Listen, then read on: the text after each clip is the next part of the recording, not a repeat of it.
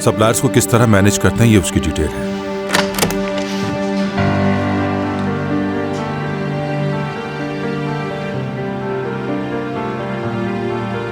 ये क्या कर रहा है यहाँ? तुम्हें देखकर अच्छा लगा। कैसे हो मुराद? ठीक हो, लेकिन मॉम ने एक सवाल किया है आपसे। आज से ये यहीं हमारे साथ काम किया करेगा। कादिर, मुराद, मुझे उम्मीद है कि तुम दोनों मिलकर काम करोगे।